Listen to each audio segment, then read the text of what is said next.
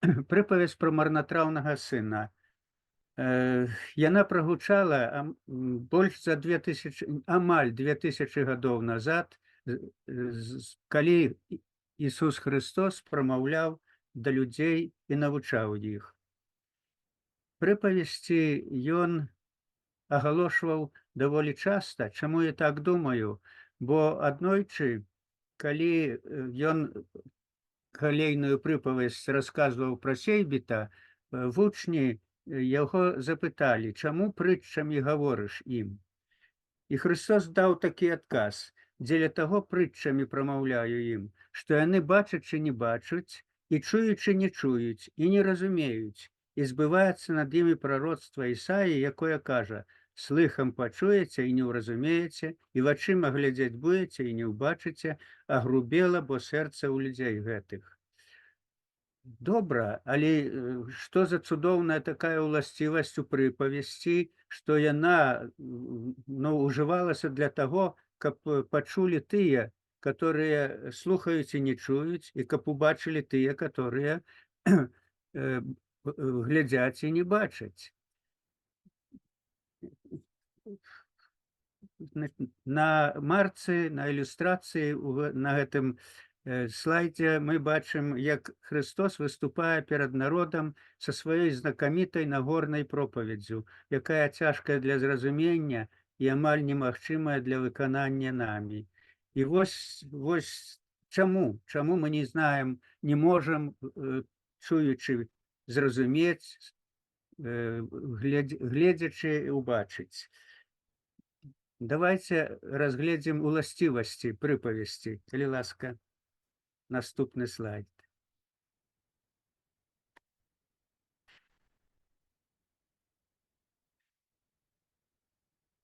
Што такое прыпавесць? Гэта маральнае павучанне, апранутае ў займальную форму. Нягледзячы на тое, што яно такое простае, як бы на першы погляд зразумелае, у прыпавесці некалькі узроўняў. І не заўсёды можна зразумець, якія ідэі закладзеныя ў гэтым кароткім апавяданні. А яшчэ цяжэй да выканання таго, што ў прыпавесці прапагандуецца. Прыпавесці запісаныя ў ўсіх 4 евангеллях, але ў рознай колькасці. Так у Евангеліі ад Яна толькі адна прыпавесць, а ў Евангеліі ад Марка 8, паводле Мацвея 20 і найбольш у Евангеліі паводле Лукаша 26. На выпуску пошты Монако мы бачым 4 евангелістаў з іхімі сімвалямі, і яны трымаюць у руках свае евангеллі. Попрошу наступны слайд. Прыпавесць, аднойчы агалошаная, пачынае жыць сваім жыццём. І яна жыве сваім жыццём не толькі як апавяданне, не толькі як запіс у Бібліі, але ў розных творах мастацтва. І вось гэта першы мастацкі твор, прысвечаны Бібліі, напісаны знакамітым нідерландскім мастаком 17 стагоддзя Рембрандтам. На карціне мы бачым вясёлую пару, прыгожы мужчына з кіліхам у руцэ, у яго на каленях сядзіць жанчына. Гэта тое, аб чым мараць людзі, як жыць, вось, як ім хочацца жыць. Вось у прыпавесці і пачынаецца з такой мары, калі малады чалавек запытаў свайго бацькі, каб ён вылучыў яму сваю частку маёмасці. Тата, дай мне належную мне долю маёмасці. І бацька падзяліў ім маёмасць, бо у гэтага сына быў яшчэ старэйшы брат, і праз колькі дзён малодшы сын, сабраўшы ўсё, пайшоў у далёкі край і там распусціў сваю маёмасць, жывучы распусна. Так напісана ў Евангеліі Лукаша у раздзеле 15 вершы 11-13. Рэмбрандт намаляваў вось гэта вясёлае жыццё малодшага сына, аб которым ён марыў. Але ў гэтай карціне вельмі многа самаіроніі і ўжо пачатак раскрыцця падтэкстаў прыпавесці. Бо на карціне намаляваны сам Рэмбрандт са сваёй каханай жонкай Саскай на каленях. Ён як бы гаворыць нам, што кожны з нас, вот як бы калі стараецца весела і бестурботна правесці сваё жыццё, то як бы марнатравіць у якой-то ступені. Такі вось падтэкст, як бы намёк робіць нам Рэмбрандт. Калі ласка, наступнае.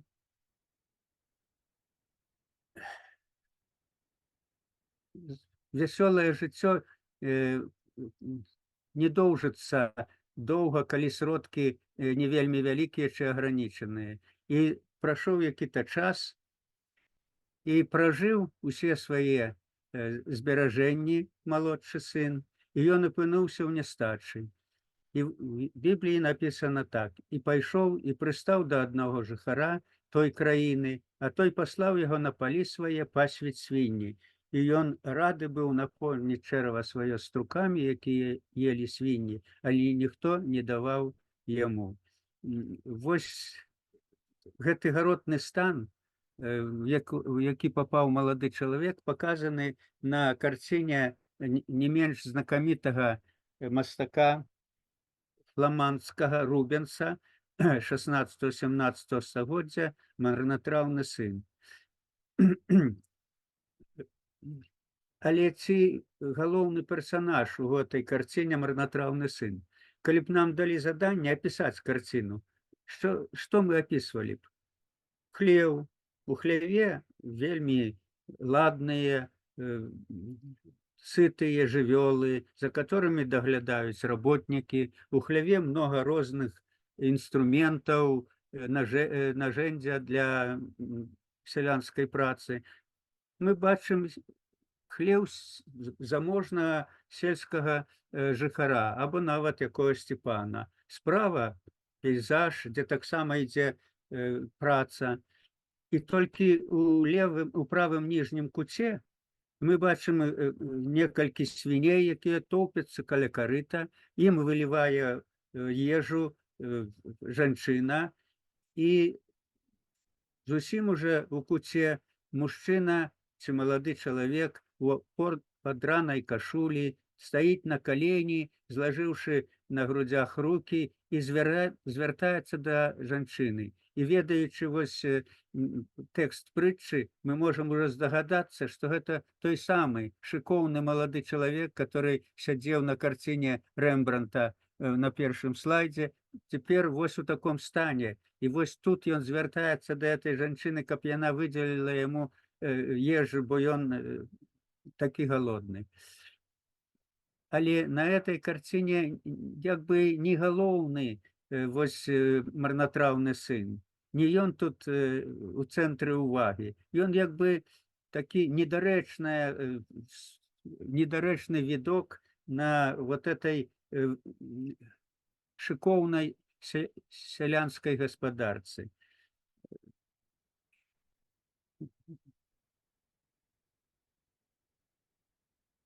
Калі ласка. Марнатраўнаму сыну, але не зусім яму прысвечана і блок пошты Ліберыі. Пошта Ліберыі вырашыла выдаць серыю сваіх блокаў, прысвечаных жывёлам, якія адлюстраваны ў Бібліі. І гэты блок такі загаловак у версіі мае «Animals of the Bible». І на марцы свіня. Але у правым ніжнім куце надпіс «Марнатраўны сын», і ў левым верхнім куце мы бачым маладога чалавека, які з вядра высыпае яду для свіней. І гэта марнатраўны сын. Ён тут таксама адыгрывае не галоўную ролю. Галоўную ролю тут жывёлы, про якіх написано ў Бібліі, а ён толькі для таго, каб насыціць большым зместам паштовы блок, звярнуць на яго большую ўвагу не толькі тых, хто любіць жывёлы, але і тых, хто чытае Біблію, і тых, хто знае прыпавесць пра марнатраўнага сына. Калі ласка. Такі стан прымусіў маладога чалавека задумацца, а як жа жыць яму далей, што яму рабіць? І врэшце рэшт ён прыйшоў да высновы, што няма нічога лепшага, як вярнуцца назад, туда, у родны дом, дзе яму было так добра і што ён не дацаніў. І вось такого марнатраўнага сына, который ўжо вырашыў вяртацца, намаляваў загадковы мастак Іеранім Босх з Нідерландаў на сваёй карціне, прысвечаных марнатраўнаму сыну. Мы бачым на карціне змучанага, рана пасівелага, абадранага, у абутку з непарным чалавека, які накіраваўся дзесьці ў дарогу, бо у яго за плячамі кошык, і, напэўна, там многа усяго паложана, бо не ўсё ўлезла ў кошык, яшчэ прычэплена і збоку, і ззаду. І ён мае на поясе нож, значыць, дарога перад ім хіба стаіць далёкая, і галава павернута як бы троха назад. А што ж яго там за спіною? За спіною дом, который в дрэнным стане, развальваецца, стрэха дзіравая, стаўня адвальваецца. Можна падумаць, што гэта такая сялянская гаспадарка, якая няўдалая, якая не дае магчымасці гаспадарам нармальна жыць, і уладар, сялянін з гэтай гаспадаркі ідзе ў заработкі. Але калі мы прыгледзімся, то ўбачым, што за углом каля гэтага дома які-то чалавек спраўляе малую нужду, а ў дзвярах другі чалавек ціскае жанчыну. І тады становіцца зразумела, што это месца, дзе малады чалавек марнатравіў сваё жыццё. Гэта хутчэй за ўсё карчма, якая сімвалізуе вось гэтыя ўсе спакусы, якія прыводзяць чалавека да таго, што ён начинае жыць грахоўным жыццём. І чаму вось людзей гэта спакуса так прыцягвае? У Эклезіасце у раздзеле 8, верш 11 написано: «Не скоро учиняется суд над благими справами, тому не боится сердце сынов человечых чинить лихоту». Як бы зрабіў зло, але адразу пакарання нема. І таму надзея, што так яно беспакарана і будзе.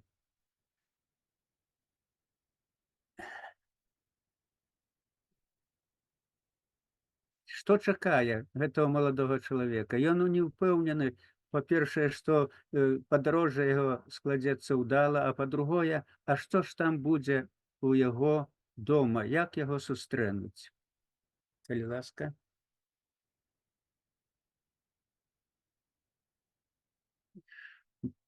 На карціне Бернардзіна Лічыніо, мастака з 15-16 стагоддзя, намалявана вяртанне марнатраўнага сына. Але зноў, калі мы паглядзім на эту карціну, то што кідаецца ў вочы? Што гэта шыкоўная венецыянская гаспадарка, у которой намаляваны прыгожыя архітэктурна дамы, жыхары, слугі, артысты. Так як нам мастак расказвае, а як вот выглядае ў яго час заможнае жыццё, як людзі адзяваюцца, чым яны займаюцца, якая вокруг прырода. И марнотравны сын, который у цэнтры карціны, як бы таксама не вызывае у нас асаблівых пачуццяў, не з'яўляецца як бы цэнтральным героем. Просто мы, ведаючы, што гэта марнатраўны сын, звернем на яго ўвагу, убачым, што ён стаіць на каленях, напэўна, перад сваім бацькам, і бачым, што сустрэча адбываецца удала, што яго прынялі добра. Бацька абняў яго левай рукой за плечы, а правай рукой бярэ хіба адзенне, якое прынёс слуга, каб пераадзець сына, які вярнуўся. Калі ласка. Вось яшчэ адна карціна, дзе ўжо мастак Джаванні Гверчына намаляваў толькі галоўных герояў. Бачым марнатраўнага сына, который тут выглядае даволі сімпатычна. І толькі вось на поясе абдзёртыя лахманы гавораць аб тым, што это той марнатраўны сын, который папаў у вельмі цяжкі стан і з далёкай дарогі вярнуўся да бацькі. Бацька тут таксама абнімае яго левай рукой за плечы і штосьці тлумачыць слузе, который прынёс шыкоўнае адзенне. Ён выконвае загад свайго гаспадара. Як напісана у Евангеліі ад Лукаша, а бацька сказаў рабам сваім: прынясіце найлепшую вопратку і апраніце яго, і дайце персцёнак на руку яму, і абутак на ногі. Бачым таксама тут, што сустракае не толькі бацька, але вось і сабака пазнаў свайго гаспадара і прызнаў яго, і лашчыцца, і вітае ў доме. Значыць, сустрэча адбываецца добра. Ці раскрывае тут усе сэнсы, усе падтэксты прыпавесці гэта карціна? Хіба не. Ну вось бачым сімпатычную карціну з людзьмі, якія шчаслівыя вяртанню, якія задумаліся над тым, што так вот сканчаецца тое, што начинаецца добра, а из-за таго, што марнатраўства адбываецца, канчаецца дрэнна. Калі ласка. У базіліку Пятра і Паўла вядуць 5 дзвярэй.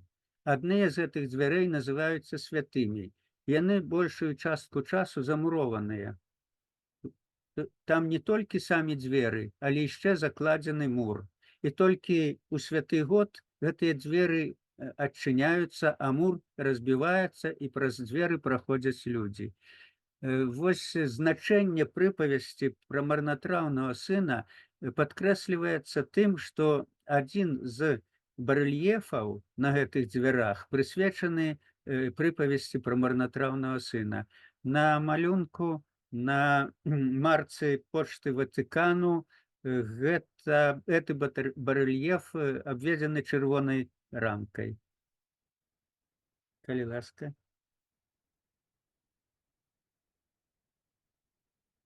І найбольш адпавядае, на мой погляд, сэнсу прыпавесці пра марнатраўнага сына наступная праца Рэмбранта «Вяртанне марнатраўнага сына». Тут уся ўвага наша засцярожваецца на постаці бацькі і постаці сына. Яны асветленыя яркім святлом, і ўсё астатняе як бы у пацёмках, неважнае. Найважнейшыя асобы – гэта вось гэтыя два чалавекі. Бацька, паглядзім на яго. Ён уже вельмі стары, знямоглы, і схіліўшыся над сынам, ён як бы прыплюшчыў вочы, бо напэўна ён уже дрэнна бачыць, і для яго галоўнае не зрок, не вачамі ўбачыць, а адчуць рукамі ён пяшчотна прыціскае сына да сваіх грудзей. Але ў Бібліі напісана, што калі сын быў яшчэ далёка, убачыў яго бацька ягоны і умілажаліўся, і пабегшы, упаў яму на шыю і пацалаваў яго. Ці ў таком стане, як намаляваў яго Рэмбрандт, мог бацька здалёку бачыць, ці мог пабегчы? Напэўна, ён убачыў не вачыма, а ўбачыў сэрцам. Ён пабег не нагамі, а пабег душою, паляцеў насустрач таму, каго ён так доўга чакаў. А што ж сын? Паглядзім на сына. Ён прынік да грудзей бацькі, як все равно малое дзіця пранікае да сваёй маці. Ён, наконец, апынуўся у сваём гняздзе. Ён все зразумеў. Яго цяпер такі разгублены і ў той жа час шчаслівы стан. Выгляд яго, конечно, вельмі жалосны. Абдзёрты, голыя пяткі, абутак спадае. Ну, амаль такі самы, як на карціне Єроніма Босха. Пошта Балгарыі вырашыла вось намаляваць,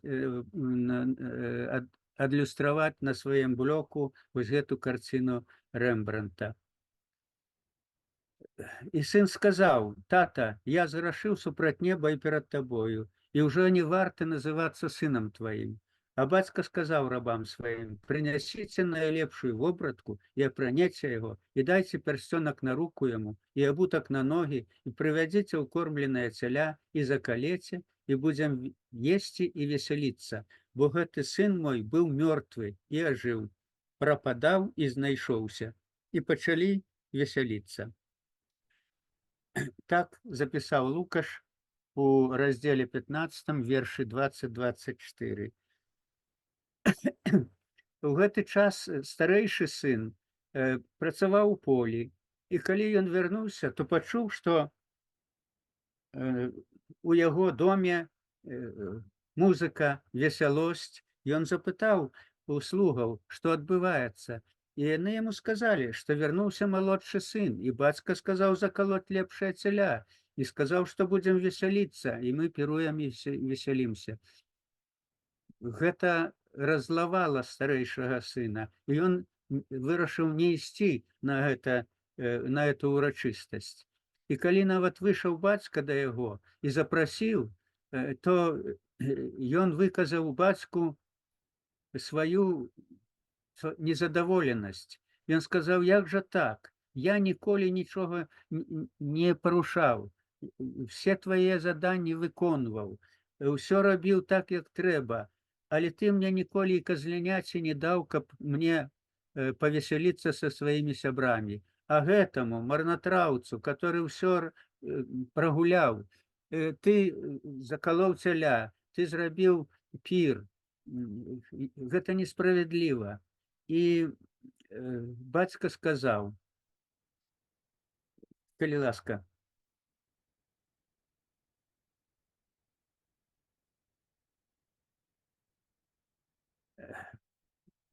Хіба зарана.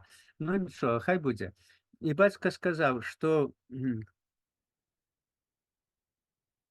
сын твой, брат твой быў мёртвы і ажыў, згубіўся і знайшоўся, а ўсё, што у мяне ёсць, усё тваё.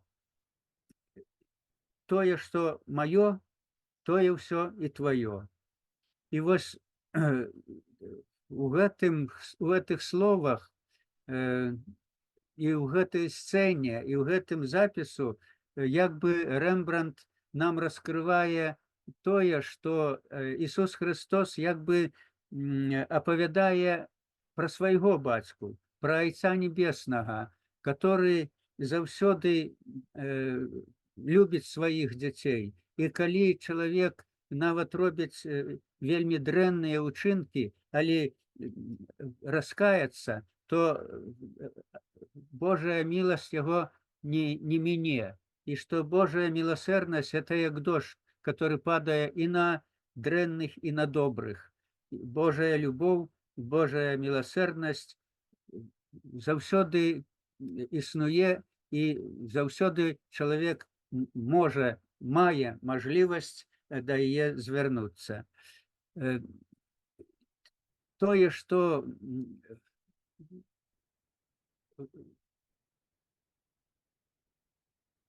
расказана і паказана на карціне Рэмбрандта, як бы нас дасылае да думкі, што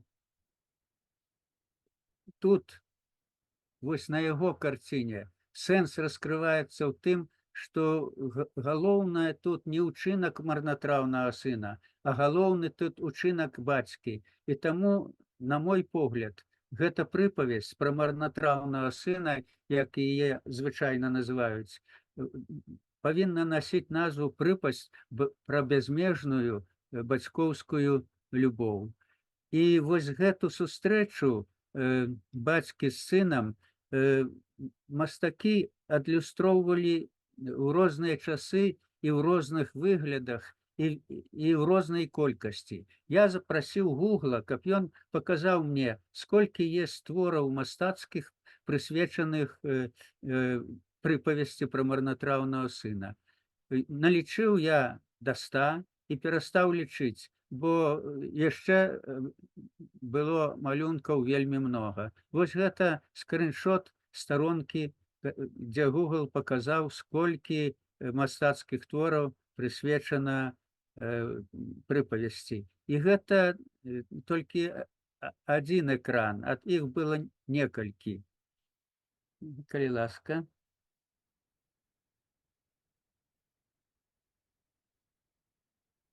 Чаму я вырашыў ілюстраваць свой расказ паштовымі маркамі, калі ёсць столькі многа сапраўдных твораў мастацкіх, і можна выбіраць і выбраць найлепшыя, так як вось карціну Рэмбрандта, і падабраць такія самыя па сваёй яскравасці, па сваёй значнасці. Тут я павінен трохи расказаць пра сябе. Я ўжо ў той час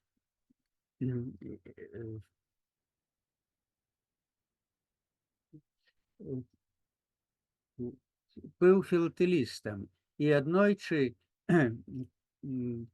дапамагаў, удзельнічаў у праекце згуртавання беларусаў свету бацькаўшчына і Беларускага інстытуту культуры і мастацтва у выданні налепак, прысвечаных гравюрам Францішка Скарыны. І задумаўся, як жа так? Францішак Скарына фактычна зрабіў вялізны подзвіг, пераклаў усю Біблію на родную мову, каб яго суайчыннікі маглі яе прачытаць і вывучаць. А я так яшчэ не адкрыў Біблію, не прачытаў, і мне стала трохи сорамна. Я вырашыў пачаць чытаць Біблію. І для мяне гэта было даволі цяжка. Я не мог зразумець, пра што там напісана. Мне цяжка было перагортваць старонкі незразумелым тэкстам, незразумелымі падзеямі. І гэта не мастацкі твор, не захапляльная гісторыя. Я пачаў шукаць выхад, а што ж рабіць? І вырашыў, што буду чытаць Біблію для дзяцей. Можа, там я штосьці зразумею. Так і зрабіў, чытаў Біблію для дзяцей. Потым мне стала цікавей, і я ўзяў Біблію для юнацтва. Гэта не самі Бібліі, а гэта як бы выкладанне Бібліі у такой форме, каб было больш зразумела і больш цікава. І з ілюстрацыямі. Галоўнае, што для мяне тут паўплывала гэта ілюстрацыі. І вось так я прасоўваўся паціху А ў той час мне трэба было працаваць над філатэлістычнай выставай, як філатэлісту, каб удзельнічаць у выставах. І я думаў над тэмай, якую мне тэму ўзяць для складання экспазіцыі. Усе тэмы былі занятыя. Філатэлісты ўжо адлюстравалі на сваіх зборах і флору, і фауну, і прыроду, і марскія ракушкі, і жывёлы, і транспарт, і самалёты, і войны, і гістарычных асобаў, ну ўсё. Я не мог знайсці сабе тэматыкі, которая была не уже распрацавана іншымі больш знакамітымі філатэлістамі. Выпадкова я ўбачыў філатэлістычную выставу польскай дзяўчынкі, школьніцы, которая называлася «Расліны, якія апісаныя ў творы Адама Міцкевіча «Пан Тадэуш». Я подумаў, як жа дасканала вычытала, вывучыла, даследавала дзяўчынка гэту паэму, калі яна вось змагла зрабіць цэлую выставу пра расліны, якія там упамінаюцца. Калі проста прачытаць твор, то ты там будзеш ведаць, якія і колькі раслін, ну, можа, парачку запомніш. І тады я вырашыў, што а калі і мне так зрабіць выставу пра біблейскія гісторыі, якія адлюстраваны на паштовых выданнях. Бо такой выставы ні ў Беларусі, ні нават у замежных выставах я з такой тэмай не бачыў, не знайшоў. І пачалася праца метадам паралельнага вывучэння. Вось такі метад я сабе адкрыў, што я цяпер працаваў над тэкстам Бібліі, працаваў над кнігамі адлюстравання Бібліі у жывапісу і шукаў паштовыя маркі, на которых вось гэты жывапіс быў таксама паказаны.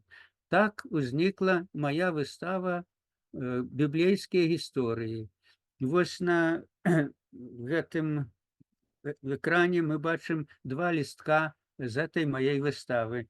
На левым ён прысвечаны нараджэнню Ісуса Хрыста. На правым тры тэмы: размова Ісуса Хрыста з самаранкаю, Ісус Христос і грэшніца, і знізу тры маркі, прысвечаныя прыпавесці пра марнатраўнага сына. Эту выставу можна глядзець на маёй старонцы в інстаграме полностью. Я удзельнічаў с этой выставай у нацыянальных выставах беларускіх, на арыгінальных выставах, а таксама дэманстраваў яе у чырвоным касцёле ў Менску, у будынках пры Пакроўскім саборы і Калужскай царкве у Гродна. Калі ласка, наступная.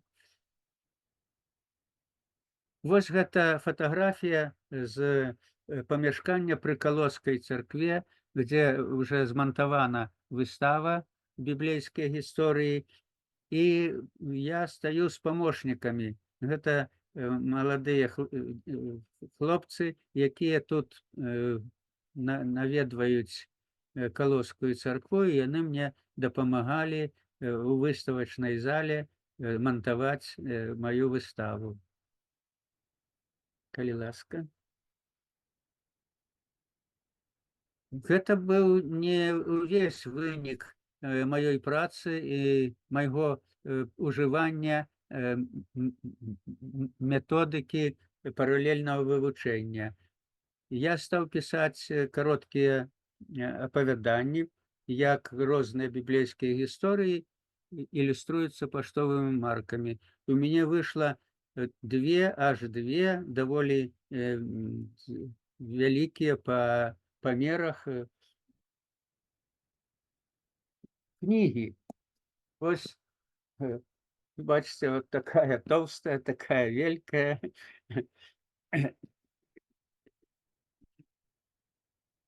Першая книга — это библейские истории Старого Заповету, иллюстрованные поштовыми марками. Другая — библейская история Нового Заповету, иллюстрованные поштовыми марками. Книги можно глядеть в интернете, на сайте Ридеро и на сайтах интернет-склепов. Их там можно листать, разглядать, а можна купіць электронны варыянт танна або нават папяровы варыянт дорага. Калі ласка.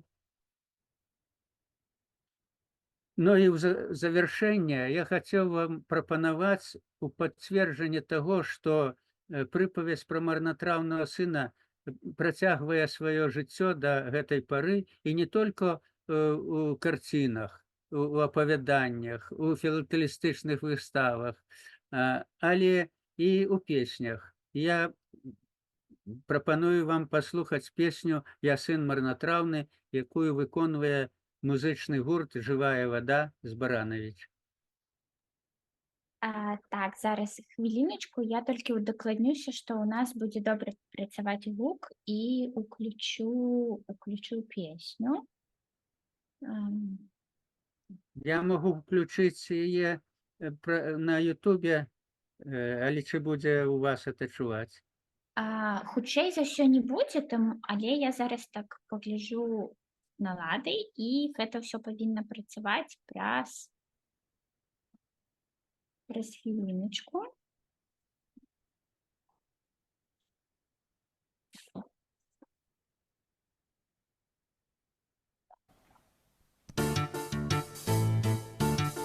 У мяне чуваць?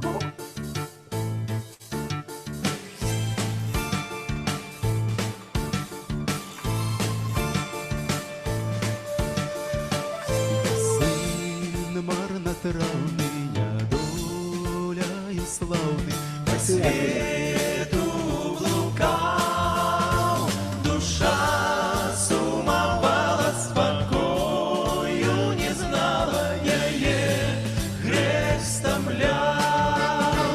Душа сумовала, спокою не знала, я грех стомлял.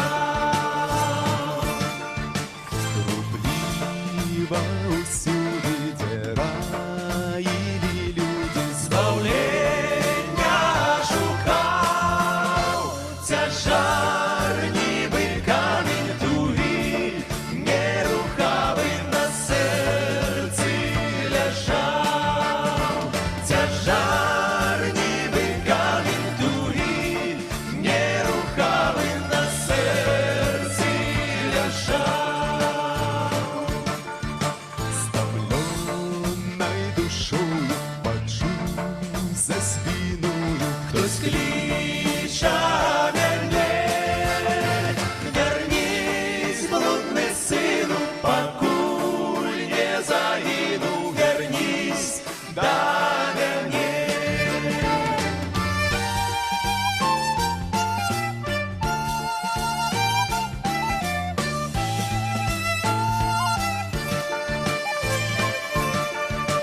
И я озернулся, и жилы у сердца застыли моє, до крижа прибитий, кривьою залитий, мовляв, да мене. До крижа прибитий, кривьою залитий, мовляв, да мене. Ты ходишь, блукаешь, збавлення шукаєш, отступить твоє. Покинь мне свой камень с души, сгине темень журбота мине. Покинь мне свой камень с души, сгине темень журбота мине. Я нахилился, и камень звалился под крижам яго, где делася стома, куды невядома, позгиб.